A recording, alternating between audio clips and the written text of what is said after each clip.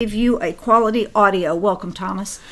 Betsy, it's been a heck of however long a period this time has been. It's been so horrible on me because I missed 5 Truth News headlines in a row because of this, because my undercover work, and I can't miss a single day. And so I'm still trying to catch up. So you had to catch up, and now we can regurgitate in an intelligent way what has happened over the last few days. And on this audio, I want to focus on 3 names. You're going to talk to me about Mad Dog Jim Mattis.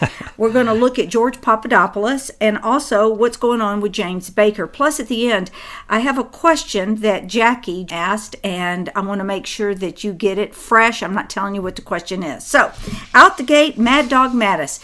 Last week, Trump said, he's kind of a Democrat.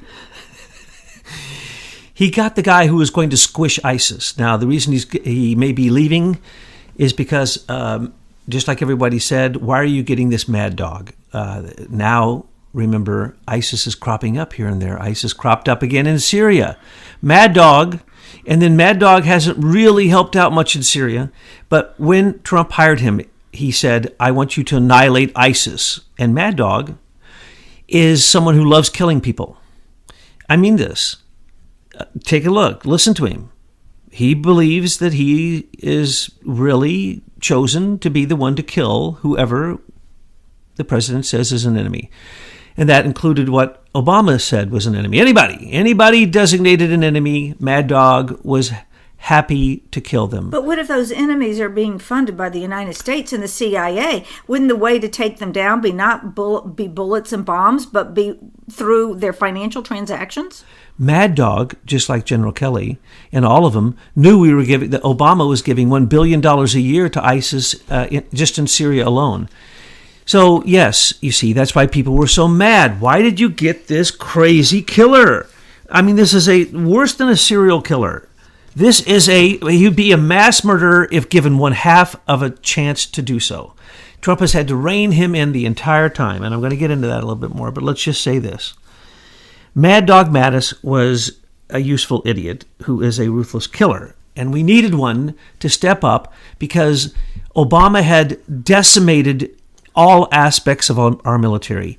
He had fired more generals and admirals than any president in history, maybe as many as all presidents in history put together. No kidding. I mean, he annihilated our armed forces.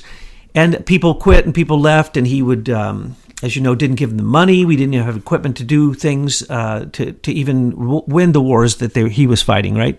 But he had lots of bombs, because bombs feed certain companies that are the companies that get a lot of money for that. So bombs and bombs and bombs, and then continuous war. But really, the war was on who? Terrorism. What did Obama do about terrorism? What did Mad Dog Mattis do about terrorism? Nothing. They promoted it. Well, of course they did, because that feeds the military-industrial complex. Absolutely. And it feeds their desire for power and their psychopathic desire to kill people. Let's remember that Obama killed over 2 million people and dropped over 200,000 bombs on 8 countries the Congress never declared war against. All because he had an alliance, or he had a UN this or that, or because he wanted to. And because George Soros said he needed those people, 60 million people, to become refugees and start this invasion of Europe they call the migrants. Well, Mad Dog was complicit in all of that, of course. And Mad Dog, when he came to power, annihilated ISIS in a matter of what? I mean, literally. I don't want to say it because it would be sounding like gross exaggeration. In a matter of months, ISIS was annihilated. Why? Because they were finally targeted, and because we stopped giving ISIS $1 billion a year, and because of the 5 factions we were funding in Syria, we stopped funding all of them, and the last speck of them that were mercenaries who were spending the last money got caught up in a certain battle where we literally had all 5 of the sides in Syria that we funded all fighting each other. And when they retreated, both sides left all kinds of, well, actually, there was multiple groups there. At least 2 of them left a lot of equipment that was all American equipment. So Mad Dog Mattis was complicit in all of that. He just wants war, and he's a Democrat. What do Democrats want? War, war, war. What? To always save supposedly, rhetorically, when they speak and when they virtue signal, they say they want democracy. No, they don't. They want Mad Dog Mattis to maintain the American superiority so the clash of nations stays beneath us. Well, the war that's going on is actually the one that the globalists have pitted against the citizens of the world, and we get it. And so we're going to see a number of Trump people that he originally assigned or promoted or, designated in their jobs to be let go, or they'll be resigning. And one that comes to mind that happened right before Mattis's meeting, I guess they had a lunch meeting together, Trump and Mattis, is Nikki Haley leaving the UN. Good riddance, I say. Oh, Lord. Also, one more thing about Mad Dog. Trump doesn't need to fire anybody. He shows their incompetence. Well, right what now, happens? The incompetence is that ISIS is coming back and Mad Dog Mattis isn't doing a dadgum thing about it. Maybe he's working on the other side, and if he's leaving, it's only because he's going to corporate military mercenaries where he'll make 100 times as much as he makes working for the government, take all of the secrets, all of the inside track, and then go work for our enemies. And his security clearance. Oh, and his security clearance. But the thing is that this war is progressing, the puppets and these folks, they're showing who they are. I mean, Nikki Haley clearly showed who she is, as Mattis has now shown who he is. Well, Nikki Haley, as we said, is leaving because there ain't no more job there for her. The UN is passé. It is over. Now, as Trump said when he came to power, he said to Nikki in the first year, I am defunding the United Nations by 50%. She didn't like that. And so she tried to stand up for the old way, and she literally stood up as part of the resistance to Trump. It was disgusting. Trump let her go. Why? Because... No, she gave her quote-unquote resignation. No, I mean, let her go back then, talking about him, talking bad about him. She said horrible things about Trump. She literally said, I am not going to take the opinion of the president who put me in this job into the UN. I'm going to have my own opinion, and I'm actually going to make statements against my own president at first. And then something magic happened. I don't know what it was. I never really looked into it. Then she became a warmonger. And she started to war against the United Nations. But she's always been that way. When she was the governor, she clearly came out against Trump during the primaries. The lieutenant governor was pro-Trump. So I thought it was a brilliant move. Move Nikki into the UN where in the end you're going to defund it. Get her out of that position. The lieutenant governor moves up. He's now the governor, now a full Trump supporter. And Nikki Haley, bye-bye, girlfriend. She's going into private practice or whatever she does in the private world. Well, once they get a high position like that, of course, they just make a lateral move to a job that's 10 times as much, 100 times as much. Because why? When you're looking at the big flow of money, just like the Clintons or any president has ever done, they just simply go and they put a dam there, they dam up some of the money. That's what she'll do. She'll make a ton of money now, and Trump knew that. Trump knew he was connecting her to her future and that he was trying to turn the Omega child into the Alpha child. He was trying to turn his enemy into his friend because he didn't care about the UN. He point blank told them, you might as well pack it up because I'm going to demolish your building and I'm going to put a Trump Towers on it. No, not a Trump Towers. It'll have to be called something different. But after he's president, he can go back to being Trump Towers. So the point is that the UN is over, and the refugee scam is over. The World Health Organization, it's over. We've defunded it, and we've defunded the stupid peacekeepers. Now, the criminal rapist peacekeepers, we're defunding, and he's going to destroy the World Bank, and he's doing it through the World Trade Organization and the International Monetary Fund. And soon we're going to see that action with the United States Federal Reserve that we've been predicting. We should do a whole show just on that because exactly what we predicted happened. We can tell you what is going on that no one else is about that, but we can't do it in this audio. Okay, so now I'll make sure that our next audio includes that delicious discussion. And I want to move on to George Papadopoulos. I love this. The headline is, George Papadopoulos insists he was set up by UK spy Joseph Mifsud and John Brennan's toadies don't like it. But then George even tweeted out himself, if Joseph Mifsud, the professor, is indeed a British agent, as the Australian media has reported, it would mean that not only did the UK collude with the Obama administration to fabricate collusion and crimes, but that they themselves now risk their whole relationship with the USA. I howled when you read that to me. I howled. I laughed so hard I had to hold my head so it wouldn't explode. George is woke. George, after 3 years, is beginning to wake up because he says, if. He starts it off with if. If Joseph Mifsud was a British spy. I see it just demonstrates. I used to make a lot of fun of Georgie Porgy and Georgie Papadopoulos because he thought he was having an affair with Putin's niece when he was... Don't embarrass him continuously like this. At least he's stepping up and recognizing that he was being used by the deep state. He's beginning to recognize. And the United joke is, Kingdom and the spying that went on with their intelligence group on a president of the United States in their poor, pathetic attempt to overthrow the presidency. You are right, and your passion is correct, Betsy. But I'm still laughing. I can't get over the laughing. Well, I'm not going to let you beat up George anymore. Oh, he no, stepped out I now, have to. And he has said he's called it out the way it is. He's called it out because he read your Truth News headlines, Betsy. That is the only way he figured that out, okay? Now, he says, if Joseph Mifsud was a British spy, he was, everyone knows that. He was in this group, this club, that was once a year. And remember, he's from Malta, okay? And he's a spy who worked in the spy university in Rome, where he was set up by Michael, what's his last name? Gaeta or something like that. Anyway, he was a CIA agent in Italy, in Rome, in this campus university where this Maltese professor, no, it was a CIA connection. It's a worldwide CIA connection training school. Everybody knows that. He was a British spy. He was trying to get into Russia. He never did. And he was part of also the Cambridge Intelligence Group and the Cambridge Intelligence Services. And Hayuluk, he worked with them. He worked with everybody. Everybody knew Joseph Mifsud was like the slimiest creature in the intelligence world. Okay? That's who tried to... Oh, it's just beautiful if I tell the story. I wish I could tell it again, but you're not going to let me because you're not going to let me bash him. Oh, no. Now that you said that, you have to say it because people will beat me up in the comment box. So go ahead. Okay, so Stefan Halper tricked George Papadopoulos into thinking he was someone when he was put on the list of foreign advisors for the Trump team when they demanded he didn't have one. So they very quickly got together a list. He had written a paper that wasn't bad, wasn't good, really is kind of mediocre, milquetoast. But they had to have people on this list. So he got on the list. And at one point down the line, he went to two different meetings, two whole meetings. Trump wasn't at either one of them. He wasn't a national, international advisor.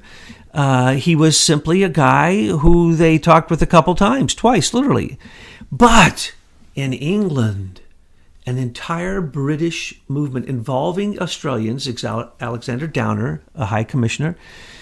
He worked with Sir Richard Dearlove. He worked with Stefan Halper and others to... How about Malik Brown? I can't forget him. Jeffrey Patty. I just want to make sure they're named because the mainstream media, the propaganda media, is not calling this out. When are they going to do a blockbuster report on how the United Kingdom, the Queen, and the Privy Council tried to take down the American government?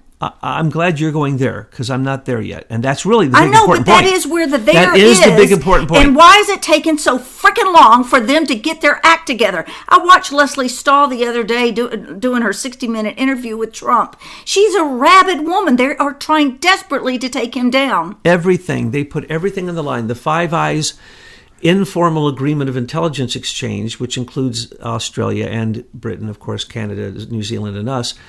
Two of those eyes need to be poked out, Australia and Britain, because they interfered in our election in the grossest way ever seen in U.S. history.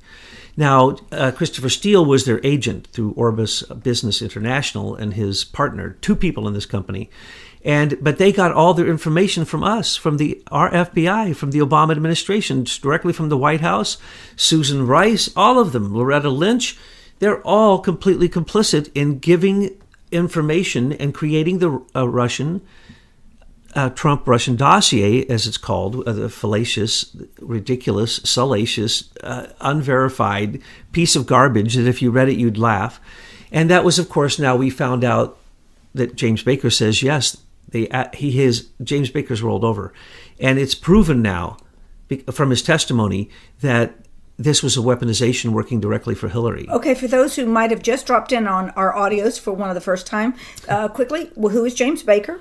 He's the chief counsel for Comey, the group we call the Bunk Buddies, which had 12 different names, which is the now Robert Mueller attack special investigation against Trump, which started, of course, with John Brennan, the CIA, and a counterintelligence operation connected to the FBI and the Department of Justice through, of course, Peter Strzok. So, what was really going on here is exactly what you say. The British are caught red-handed, and George Papadopoulos was just one of the people Stephen Halper was setting up. They set him up in Italy, and they had him meet a woman named Olga as they started trying to get him to say that he wanted the 33,000 missing Hillary emails. They tried to put the word, come on, you want them. Well, we know those were in Christopher Wray's hands. Those were in Comey's hands. Christopher Wray testified to that. So they were going to plant the 33,000 missing emails. That was a joke. That was so that that was a setup.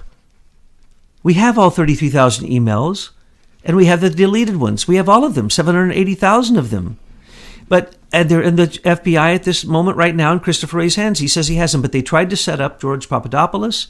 They tried to set up Carter Page, Sam Clovis, and anyone else that Stephen Halper, who is a British spy who works for us, through the FBI, the CIA, the Department of Justice, and was paid almost $1 million during the election time to do studies that now they found that the people he named in these studies say they didn't do any work with him. They're all fake. He also runs 3 fake banks that run rogue CIA money and foreign laundering money for elections that are in Washington, D.C. and right next door in Virginia. And he's as corrupt as he can possibly be. He directed it, this attack on the America. This is really a full-on absolute cyber warfare, physical attack, criminal warfare attack, not just on the election, on America. And Christopher Steele was the person used for this. And all this evidence is coming out in lawsuits in America and in Britain. But at one point, Boris Johnson, they had paved a red carpet for George Papadopoulos, who literally was no one, calling him Trump's foreign advisor. But because of this, he could become significantly someone if he keeps tweeting these truths out to people. I'm talking about red pilling a lot of people. I want to go there. Yes, you're right. But Boris Johnson himself, Sir Richard Dearlove, the ex-head of MI5, all of the top dogs, Andrew Wood, all of them, Alexander Downer.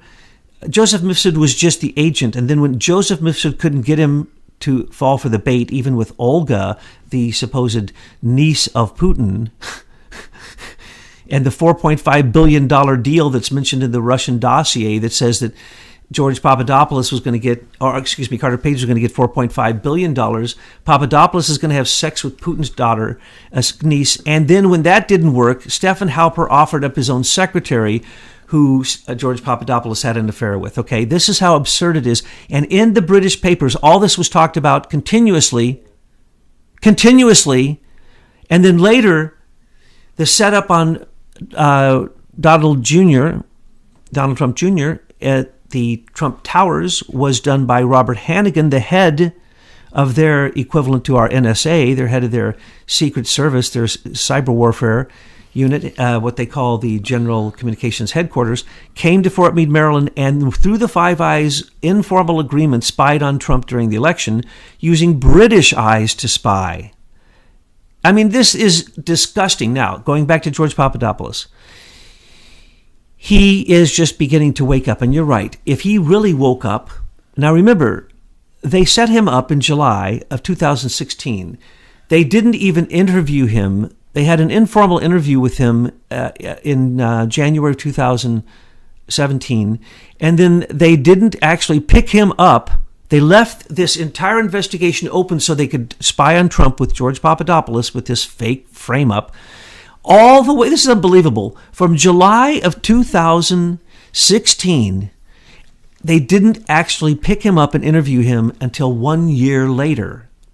And even then, he's been charged with nothing. He's been ruined through the Robert Mueller investigation financially and in every other way. And he's only just waking up to the fact that he was duped.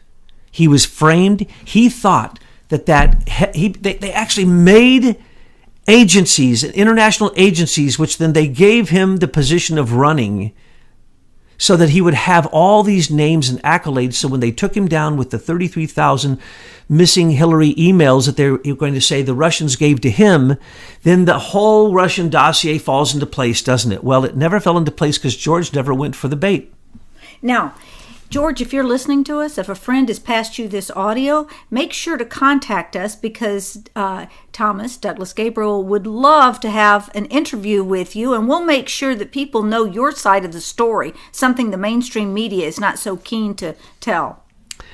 That's a great offer, Betsy. Well, it's easy to contact us. I'm- And who else is going to tell his story? I'm teasing him now, and if he'd come on an interview with us, I'll apologize. Tell me the real thing. This is what I've heard you say. That's why I'm making these references.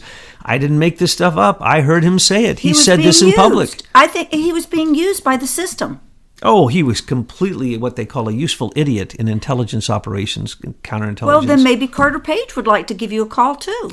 Carter Page was duped and used. He only recently realized that he can sue the government for what they did because he was the supposed Russian spy inserted into the Trump campaign when, in fact, he was already on the payroll as an FBI asset working against Russia. And he actually brought, and this is in trials where he actually was used as an agent and brought 4 Russians to be tried, 2 of them convicted and put in prison. He was at that point called by the Russians a useful idiot. He was called by the FBI a wackadoodle. And he was a complete nutcase. And they put a personal protection order to keep him away from the Trump campaign because as early as March 2016, when Comey tried to insert him into the Trump campaign kicked him out and said, stay away, you're a nutcase, and stop talking to people and stop lying. Okay, we got a little off the path there, but we welcome their calls, their contact. Okay, now the next one, so let's wrap this up. We got Mattis and Nikki Haley, they're on their way out. We've got George Papadopoulos, who's getting woken, getting woke. He woke. And then let's get back to James Baker, wrap it up before I ask you this exciting question. And he is confessing.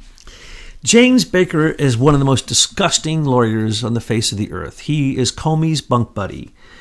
He approved the fake FISA warrants for Carter Page. He approved Comey never filing any FISA warrants for surveillance in America. He approved the continuing surveillance of every American in this country. He approved of Peter Strzok's illegal activities. He is the one who approved of what someday will come to light someday. I'm the only one saying this.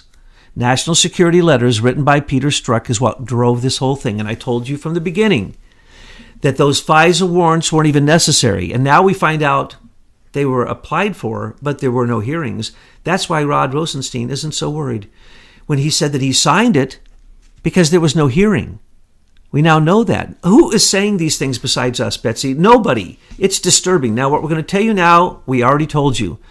James Baker has come out, from leaks from insiders, James Baker's closed-door testimony, which we have yet to be informed that he's asked for immunity, but I'm sure he will. But we told you that this is the way he'll do it. He'll give a couple pieces to let them know how serious he is, that he is willing to turn on all those bunk buddies, to tell the truth for once in his life, and basically take the whole conspiracy down if he wants to, because he knows that he was working with Obama. He is now admitted to working with another lawyer from Perkins Coie, not just Mark Elias, but this other one, Sussman. Michael Sussman, I think is his name.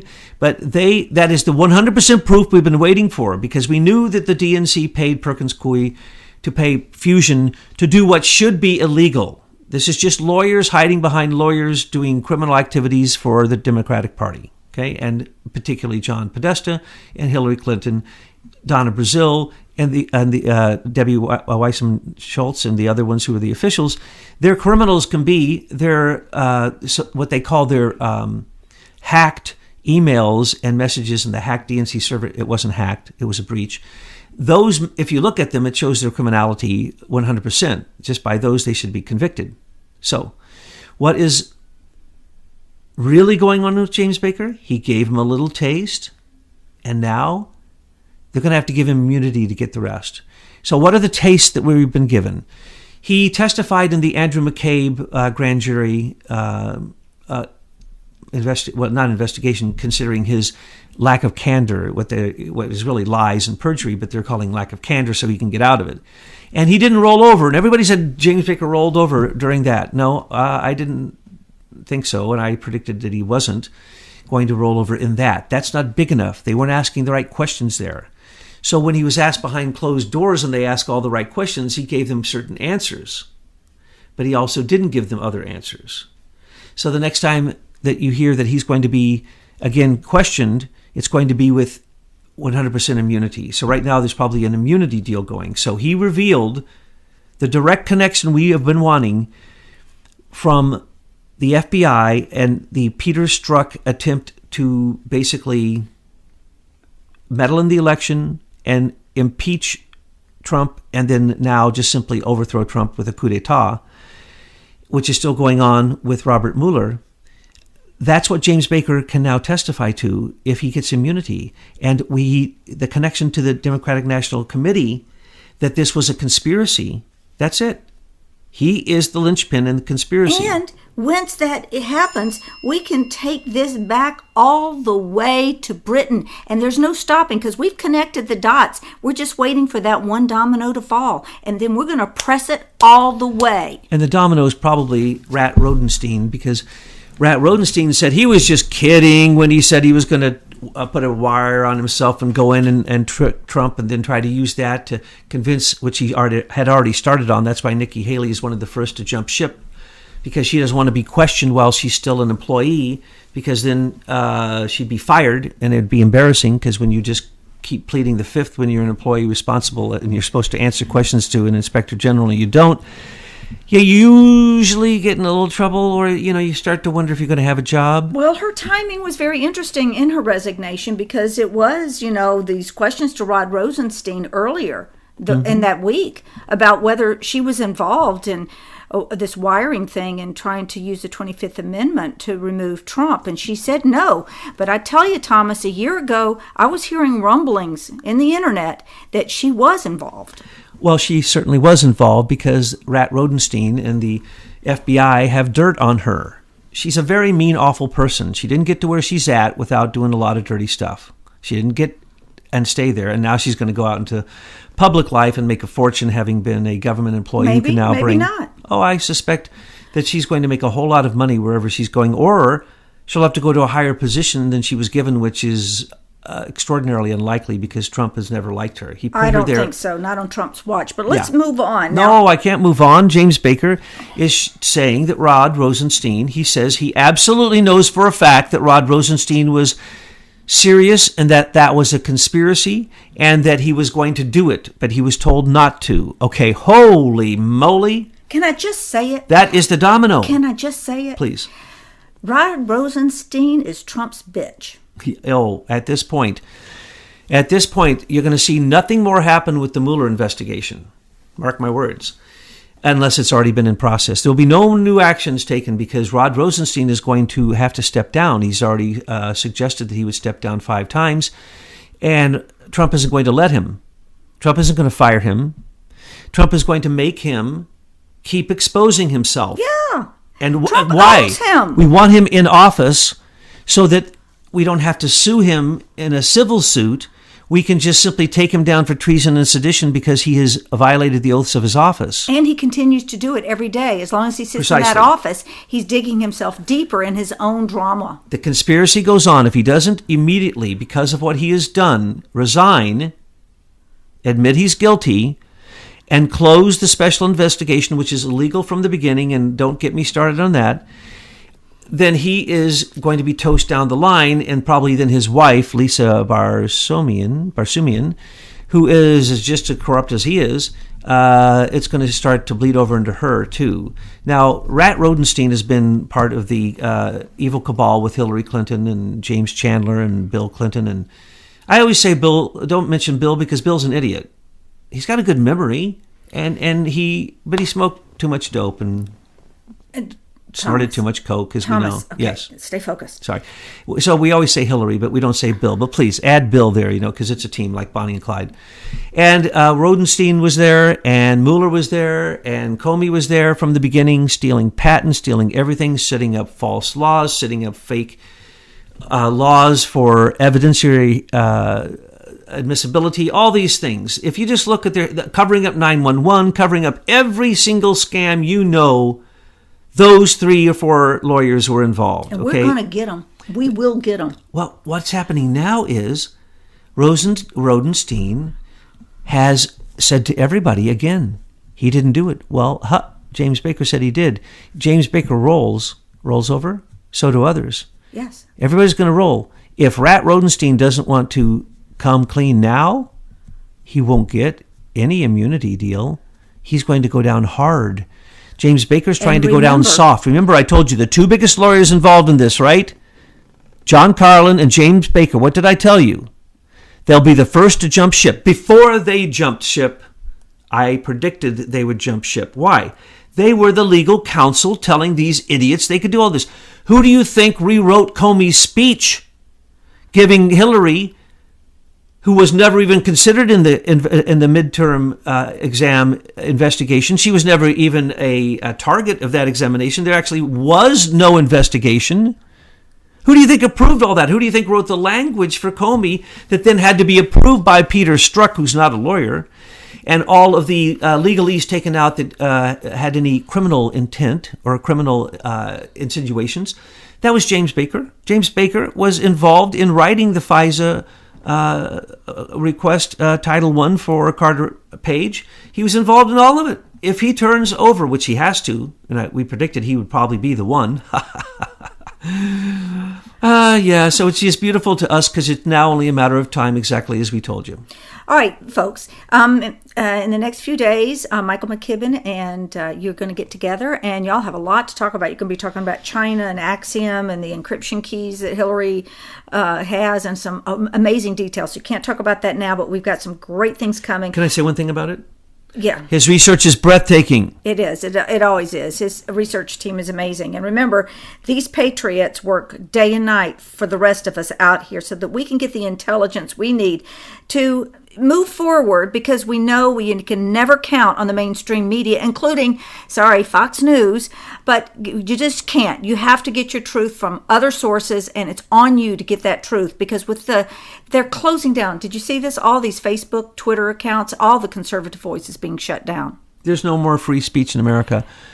George Soros' Atlantic Council's plan has taken over Europe, Britain, and now it's come to America. And with Eric Schmidt's help, we literally do not have free speech here in this country at this moment. And then we'll be looking this week also at some Trump tweets, but he's doing a lot of rallying right now, which needs to be done. We need to give him a super majority in both Congress, both houses of Congress, okay?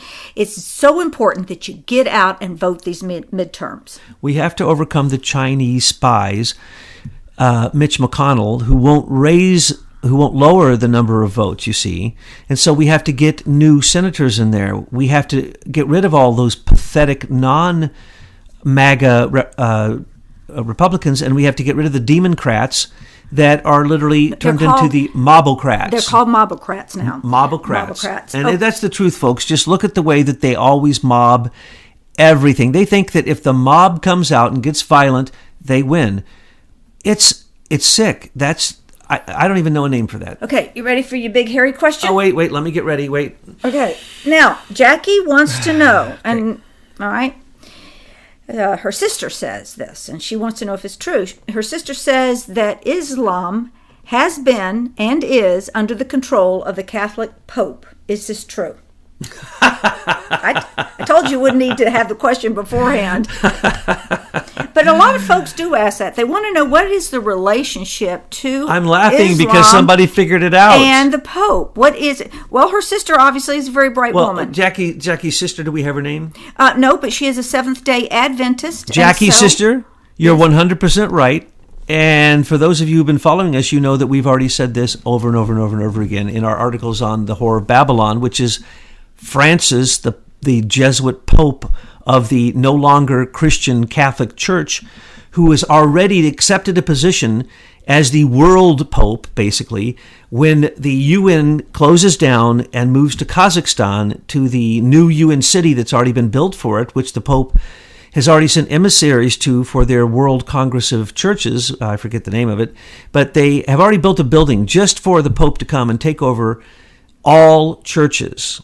Now, the problem with that is that they believe that the Islamic representation on that group of ecumenical international world religions should have like 90% of the vote. And so most of the members are Islamic. Well, now that's not so bad, is it? Because the Pope has already said that Jesus Christ and Muhammad are the same being. Go back, read our reports. We give you the multiple sources of him saying that. He literally says, now I don't know how he could say this because only an idiot would say this, let alone the Pope who's supposed to speak truth. But let's remember he also believes that open borders is a good thing and that the horrible migrant crisis and the 60 million refugees made by the Obama nonstop bombing of 7 countries during 8 years.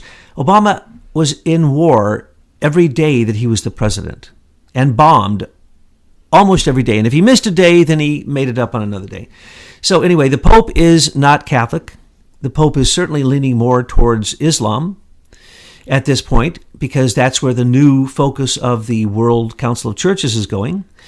The Pope is a Jesuit, and he's surrounded himself by a group that can approve him or not approve what he says, and only if they approve is it what is called encyclical. Someone corrected me the other day, and I just want to say the beautiful letter written corrected me. That is one of the, 3 or 4, Betsy, in 4 years of corrections. And really, your correction was incorrect. I said very clearly that the Pope is always right when he writes an encyclical. And that is because his curia, his group around him, the theologians around him, which traditionally have been Franciscans and Dominicans and Benedictines, but never Jesuits, because Jesuits are basically they're warrior priests. And they take vows that allow them to literally kill people in the old days. They were forgiven for the sins they were going to commit beforehand. And they were called the soldiers of the Pope.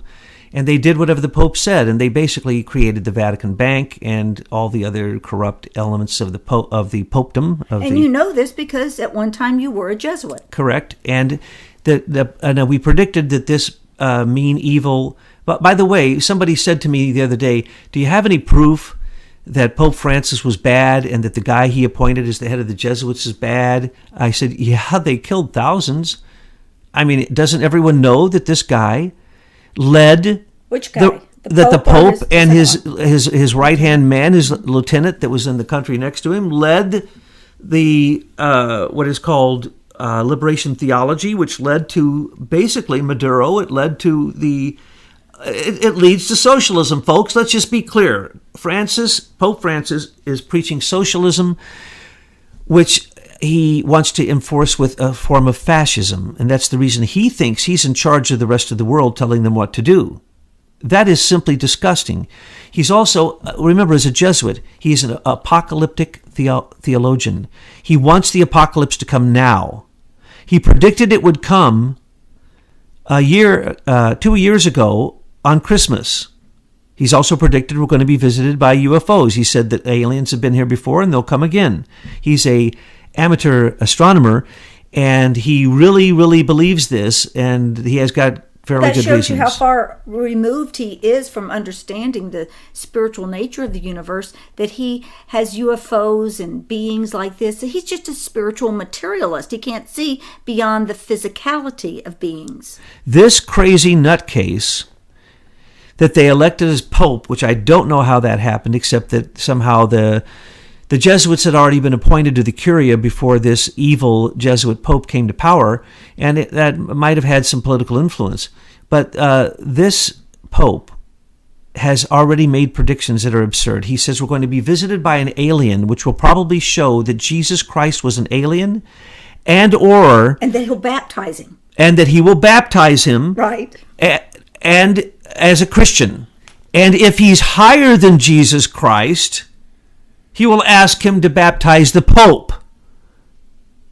I mean, this is the so when there's a thing we've written reports on this. What's it called, Betsy? The blue ray, where they send up a holographic image. And so, mark my words, before this Pope dies, he's going to try some UFO appearance where the UFOs only come into Vatican City, into his little garden behind the wall, baptize him, and give him the message, and then he's going to be the Well, I think it just shows how loony they are. They're loonies. And when we get back to Islam and the Pope, we look at the refugee crisis here and how the Catholic Church benefits from the refugees financially, as well as the human trafficking that's going on. The largest amount of money. The disruption of Europe with these invaders. They're not migrants, they're invaders. And they're invaders that have hidden behind religion. And they hide behind the Islamic religion as much as they hide behind the Pope religion. Because your everyday practicing Catholic probably doesn't see this, but the Pope is using the Catholic Church to run his dirty operations, which some say includes horrific pedophilia. The pedophilia is beyond imagination, and what you've said is absolutely true. And the largest amount of money that the Catholic Church makes is off of these refugees. So the more bombing that Barry Soetoro, Barack Hussein Obama did, the more money the Pope made. He's a fascist. In Kazakhstan, the new city, where he has already said he was going to go and accept the position of leading this group, which he didn't because Trump came to power. Kazakhstan is run by a maniac fascist despot that, remember, has some of the largest uranium holdings and oil holdings in the world. They're so rich they don't even have time to count all their money, and they basically are still manipulated by Putin pretty much. But this guy who runs the country is a complete insane maniac. Please read our reports on Astana. Is that the way it's called? Mm-hmm. Astana, the new UN city. Because when you read this, you won't believe it. You will not believe it. He is such a fascist, and he lies to everybody, and he tries to say that his country is the best when it's literally fourth from the bottom in human rights. I mean, this is unbelievable. This is the Pope. So when you ask me the question, let me put it very, very clearly. The Pope is an apocalyptic theologian who wants Armageddon to come right now on the battlefield outside of Armageddon. Well, so does Netanyahu. Exactly, and so do the radical Islamics, and so do the radical Jews. All three of the people of the book that have been radicalized want this war right now. Well, then let them go over there and bomb out of each other. Well, Hillary was going to drop a bomb on Damascus, which would have been the end of the last sign of the prophecy for the Mahdi, the Messiah of the Muslims to come. The Jews have been waiting for the signs, and they've seen the signs for the Messiah. And the Pope, well, he doesn't want to die before he comes to complete hegemony of the world. He wants Catholicism to rule the world through now what he sees as the most powerful religion. Remember, the popes have always gone with the winners. They supported Benito Mussolini. They supported Hitler. They supported every fascist, Franco. They supported all of them. Whoever the most powerful ones are, they get behind them, and then later they turn on them, ask everybody's forgiveness, and go on. They killed 9 million women, called them witches. They've raped more people, more children, and more people If we're than anyone in all of history. Remember, they've been going on for 2,000 years. This is institutionalized crime. They got canon law behind them. They got the Knights of Malta, the largest insider trading group that even the top imams, the Queen, you name it, they bow down and take fealty to the Pope. And then what does the Pope do? The Pope bows down to Islam and says, Jesus Christ and Muhammad are the same being.